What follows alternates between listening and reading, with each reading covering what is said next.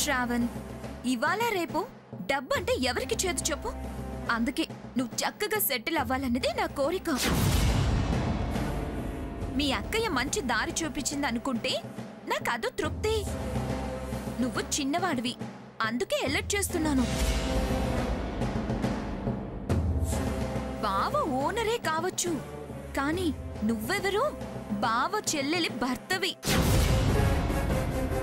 ఇవాళ చట్ట ప్రకారం చూస్తే సగం ఆస్తి నీకు రావాలి. ఆస్తిలో సగం వాటా ఉంది అంటే ఆవిడ భర్తగా నువ్వు మాలో ఒకడివే కదా. ఎంతకాలం ఈ జానబెత్తుడు జీతం కోసం చేతులు చేస్తూ నిలబడతావు? అది చెల్లెలి భర్త, మాలో ఒకరిగా సమానంగా చూడాలి. అతని మాటలా నీ మాట చెల్లుబడి కావాలి. స్టాఫ్ అందరికీ నువ్వంటే భయం ఉండాలి. భయం కాదు, నన్ను చూసి నవ్వుకునేలా చేశాడు బావ. అదే ఆ ఆవేశమే వద్దంటున్నాను. నువ్వెంత బాధపడింది బావకి తెలిసి రావాలి. నవ్విన నాపచేను పండిందంటారే, అలాగే నిన్ను తక్కువ అంచనా వేసిన వాళ్ళ కళ్ళు తెరిపించాలి. అంతే అక్క. ఆఫ్టర్ ఆల్ 1 lakh కోసం మేనేజర్ ముందు ఎన్ని మాట్లాడినాడు. ఎంత ఇన్సల్ట్ గా ఫీల్ అయ్యాను, చాలా హర్ట్ అయ్యాను. నేనంతకంటే హర్ట్ అయ్యాను. రక్త సంబంధం ఉన్నదాన్ని నన్ను కాదని ఆ పనిదాన్ని చేసుకొని నన్నెంత అవమానపరిచాడు.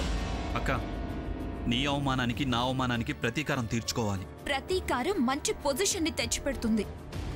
చెప్పక్క, నువ్వేం చేయమంటే అది చేస్తాను.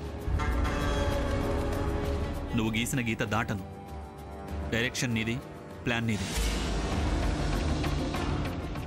యాక్షన్ నాది, పొజిషన్స్ మనవి. శ్రావణ్, బావకి బాగా జ్వరం వచ్చింది. నాకు తెలిసి అదేదో మలేరియానో టైఫాయిడో స్వైన్ ఫ్లూ అయి ఉంటుంది. డెఫినెట్ గా 10 days వరకు ఆఫీస్కి రాలేడు. సో బాధ్యతలన్నీ నువ్వే చూడు. ఆఫీస్ వ్యవహారాలన్నీ నువ్వే చూసుకోవాలి.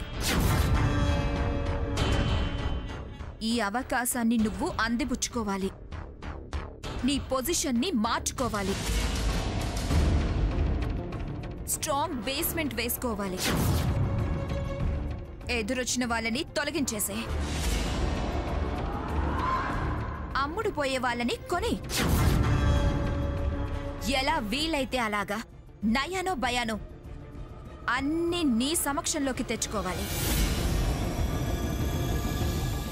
చక్రం తిప్పడం మొదలు పెడితే బావకి కళ్ళు తిరగాలి, నీకు సుడి తిరగాలి. అలాగే, నువ్వన్నట్టే చేస్తానక్క. ఎలా ప్రొసీడ్ అవ్వమంటావో అది చెప్పు.